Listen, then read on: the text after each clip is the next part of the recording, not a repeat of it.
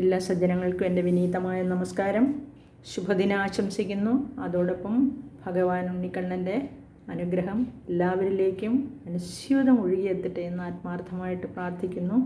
നമുക്ക് ഇന്ന് 9ാമത്തെ ശ്ലോകം നോക്കാം. ഭഗവാൻ ഭൂമിയെ അന്വേഷിച്ച് ആ പാതാളവാസികളെല്ലാം കിടുകിട വിറപ്പിച്ചുകൊണ്ട് ഭയങ്കരമായ ഗർജനത്തോടുകൂടി ആ മുതലക്കൂട്ടങ്ങളും തിമിംഗലങ്ങളും എല്ലാം ഉള്ള ഇളകി മറിയുന്ന സമുദ്രാന്തർഭാഗത്തേക്ക് ഇറങ്ങിച്ചെന്നതായിട്ടാണ് നമ്മൾ 8ാമത്തെ ശ്ലോകത്തിൽ കണ്ടത്. ഇന്ന് 9ാമത്തെ ശ്ലോകത്തിൽ നമുക്ക് നോക്കാം എന്താണ് സംഭവിക്കുന്നത്. അവിടെ ഈ ശ്ലോകത്തിൽ പറഞ്ഞിരിക്കുന്നത് ഭഗവാന് ദുഷ്കരമായിട്ടൊന്നുമില്ല. അതായത് ആ രസാതലത്തിലേക്ക് താഴ്ത്തിക്കൊണ്ടുപോയ ഭൂമിയെ ഉദ്ധരിക്കുക എന്നുള്ളത് ഭഗവാന് വെറും ലീല മാത്രമാണ്, നിസ്സാരമാണ് എന്ന് സൂചിപ്പിച്ചിരിക്കുകയാണ് ഈ 9ാമത്തെ ശ്ലോകത്തിൽ. നമുക്ക് നോക്കാം.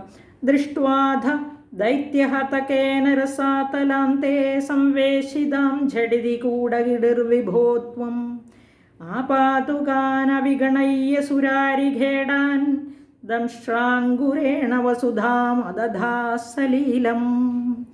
ദൃഷ്ട്വാധ ദൈത്യഹതകേന രസാതലാന്തേ സംവേശിതാം ഝടിതി കൂടകിടിർവിഭോ ത്വം ആപാതുകാനവിഗണയ്യ സുരാരിഖേടാൻ ദംഷ്ട്രാങ്കുരേണ വസുധാമദധാസലീലം. ഹേ വിഭോ കൂടകിടിഃ ത്വം അധ ദൈത്യഹതകേന രസാതലാന്തേ സംവേശിതാം വസുധാം ദൃഷ്ട്വാ ഝടിതി ആപാതുകാൻ സുരാരിഖേടാൻ അവിഗണയ്യ സലീലം ദംഷ്ട്രാങ്കുരേണ അദധാഹ. ഇവിടെ ഹേ വിഭോ, അല്ലയോ സർവശക്തനായ ഭഗവാനെ എന്ന് വിളിച്ചിരിക്കുകയാണ്. ദൃഷ്ട്വ അധ, അനന്തരം കണ്ടു. എന്താണ് കണ്ടത്? കണ്ടിട്ട്. ദൈത്യഹതകേന എന്ന് പറഞ്ഞാൽ ദൈത്യനെ കൊല്ലുന്നതിനായിട്ട്. ആരാണ്? സർവശക്തനായ മായാവരാഹമൂർത്തിയായ ആ ക്രീഡാവരാഹമൂർത്തിയായ ഭഗവാൻ എന്തു ചെയ്തു? അധ ദൈത്യഹതകേന ഝടിതി കൂടകിടിർ വിഭോ എന്ന് വിളിച്ചിരിക്കുകയാണ്. കൂടകിടിർ എന്ന് പറഞ്ഞാൽ വരാഹമൂർത്തിയായ ഭഗവാനെ അവിടുന്ന് ഈ അസുരാധമനാൽ ഹതകേന ദൈത്യഹതകേന രസാതലാന്തേ രസാതലത്തിൻ്റെ അന്തർഭാഗത്തേക്ക് കൊണ്ടുപോയില്ലേ. വസുധാം ദൃഷ്ട്വ സംവേശിതാം വസുധാം ദൃഷ്ട്വ എന്ന് പറഞ്ഞാൽ കൊണ്ടുപോയി എവിടെ താഴ്ത്തി വെച്ചിരിക്കുന്ന? ഭൂമിയെ ആ സമുദ്രജലത്തിൻ്റെ രസാതലത്തിൻ്റെ ആ അടിഭാഗത്ത് കൊണ്ടുപോയി വെച്ചിരിക്കുകയാണ് അല്ലേ. ഭൂമിയെ ഒളിപ്പിച്ചു വെച്ചിരിക്കുകയല്ലേ രസാതലത്തിൽ. അപ്പോൾ ദൃഷ്ട്വാധ ദൈത്യഹതകേന രസാതലാന്തേ, അന്വേഷണാനന്തരം അസുരാധമൻ എന്ന് പറഞ്ഞിരിക്കുന്ന ഇവിടെ ആ ഹിരണ്യാക്ഷൻ പാതാളത്തിൻ്റെ അടിയിൽ സംവേശിതാം എന്ന് പറഞ്ഞാൽ വിന്യസിക്കപ്പെട്ടിരിക്കുക, കൊണ്ടുവച്ചിരിക്കുകയാണ്. വസുധാം ഭൂമിയെ ദൃഷ്ട്വാ കണ്ടിട്ട് ഝടിതി കൂടകിടിർ വിഭോ ത്വം വരാഹമൂർത്തി ക്രീഡാവരാഹമൂർത്തിയായ ഭഗവാനെ അവിടുന്ന് ആ ഭൂമിയെ ആ പാതാളത്തിൻ്റെ അടിയിൽ ഒളിപ്പിച്ചിരിക്കുന്നതായി വിന്യസിച്ചിരിക്കുന്നതായി കണ്ടിട്ട് ഝടിതി പെട്ടെന്ന് ആപാതുകാൻ അവിഗണയ്യ സുരാരിഖേടാൻ പാഞ്ഞെത്തുന്ന അസുരാധമന്മാരെ കൂസാതെ. അവിടെ ഹിരണ്യാക്ഷൻ്റെ ആ സന്തത സഹചാരികളായ അസുരന്മാരുണ്ട് അല്ലേ, പരിചാരകരൊക്കെ. അവരെ ഭഗവാന്റെ നേരെ ഇങ്ങനെ ഓടി അടുത്തുകൊണ്ടിരിക്കുകയായിരുന്നു. ആപാതുകാൻ അവിഗണയ്യ, ആ ഓടി അണഞ്ഞുകൊണ്ടിരിക്കുന്ന അസുരാധമന്മാരെ അവിഗണയ്യ എന്ന് പറഞ്ഞാൽ അവഗണിച്ചിട്ട്, സുരാരി എന്ന് പറഞ്ഞാൽ അറിയാം, സുരൻ ദേവൻ അരി, സുരൻ്റെ അരി സുരാരി, ദേവന്മാരുടെ അരി ശത്രുക്കൾ ആരാണ്? അസുരന്മാരാണ്. അസുരാരിഖേടാൻ എന്ന് പറഞ്ഞിരിക്കുകയാണ്. അപ്പോൾ അവരെ കൂസാതെ എന്ന് പറഞ്ഞാൽ അവഗണിച്ചിട്ട്, അവരെ ഒട്ടും തന്നെ മൈൻഡ് ചെയ്യാതെ, ദംഷ്ട്രാങ്കുരേണ വസുധാം അധധ, വസുധ അധധ എന്ന് പറഞ്ഞാൽ സലീലം, ലീലയോടുകൂടി എന്ന് പറഞ്ഞാൽ കളിയായി, വളരെ നിസ്സാരമായിട്ട്, ഒരു സീരിയസ്നെസ്സും ഇല്ല അല്ലേ. അപ്പോൾ ആ തേറ്റയുടെ അറ്റം കൊണ്ട് കളിയായിട്ട് ദംഷ്ട്ര അങ്കുരേണ എന്ന് പറഞ്ഞാൽ ദംഷ്ട്രങ്ങളും ഈ പന്നിയുടെ മുൻപിൽ ഇങ്ങനെ 2 തേറ്റകൾ ഇങ്ങനെ മുമ്പിലേക്ക് നമുക്ക് കാണാൻ പാടില്ലേ, അത് വെച്ചിട്ടാണ് നമ്മൾ ഈ പന്നി ഇറങ്ങി നമ്മുടെ വാഴയും ചേമ്പും എല്ലാം പറിച്ചു കളഞ്ഞു എന്നൊക്കെ നമ്മൾ ന്യൂസ് പേപ്പറിലും ടി വിയിലൊക്കെ കാണും, കൃഷി നശിപ്പിച്ചു എന്നൊക്കെ. ഈ തേറ്റ വെച്ചിട്ടാണ് അതെല്ലാം ഇളക്കി മറിച്ച് കളയുന്നത്. എലിയും എല്ലാം അങ്ങനെ തന്നെയാണ് അല്ലേ. അപ്പോൾ നമുക്ക് കാണാം ഈ സലീലം കളിയായിട്ട് ഈ തേറ്റയുടെ അറ്റം കൊണ്ട് ആരെ പൊക്കിയെടുത്തു? അദധ പൊക്കിയെടുത്തു. വസുധാം അദധ, വസുധയെ ഭൂമിദേവിയെ അങ്ങനെ ആ തേറ്റയുടെ അറ്റം കൊണ്ടങ്ങ് പൊക്കിയെടുത്തു. ഭഗവാനെ, അവിടത്തേക്ക് അസാധ്യമായിട്ട് എന്തെങ്കിലും ഉണ്ടോ എന്ന് പറഞ്ഞാൽ ദുഷ്കരമായിട്ട് ഒന്നുമില്ലല്ലോ. ഈ ഭൂമിയെ വീണ്ടെടുക്കുന്നത് അവിടത്തേക്ക് വെറും ലീലയായതിനാൽ അതിന് അത്ഭുതത്തിന് അവകാശമില്ല തന്നെ എന്ന് പറഞ്ഞിരിക്കുകയാണ് ഈ 9ാമത്തെ ശ്ലോകത്തിൽ. നമുക്ക് നോക്കാം.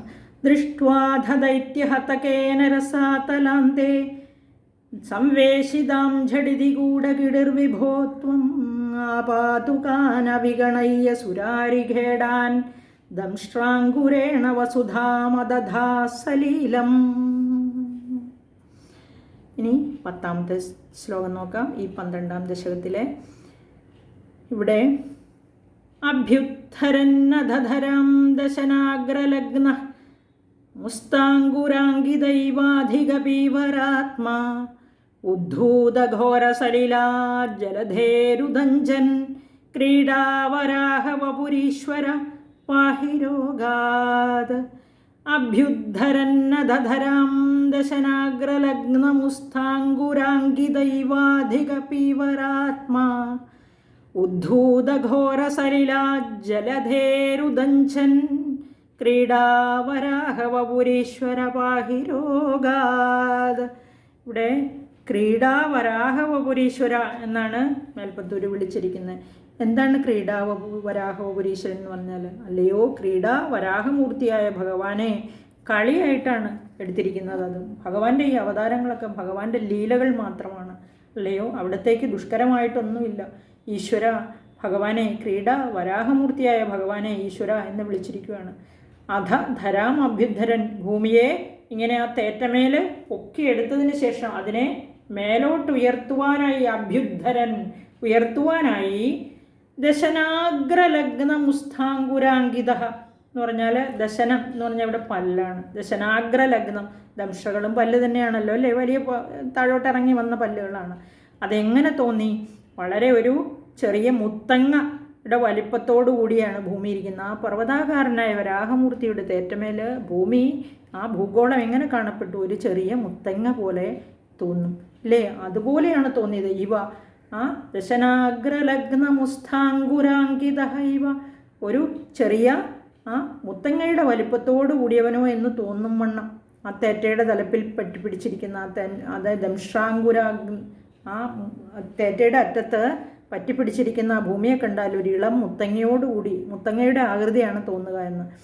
അധിക പീവരാത്മാ, ഏറ്റവും തടിച്ച ദേഹത്തോടു കൂടിയവനുമായി, ഉദ്ധൂത ഘോര സലിലാത്, ആ ജലത്തിലേക്ക് ഭഗവാൻ ഇങ്ങനെ ഇറങ്ങിയപ്പോൾ, ആ വരാഹമൂർത്തി ഇറങ്ങിയപ്പോൾ ജലം ഇങ്ങനെ സുനാമി പോലെ ഇളകി മറിഞ്ഞു. അതാണ് ഭയങ്കര ജലത്തോടു കൂടി എന്ന് പറഞ്ഞിരിക്കുന്നത്.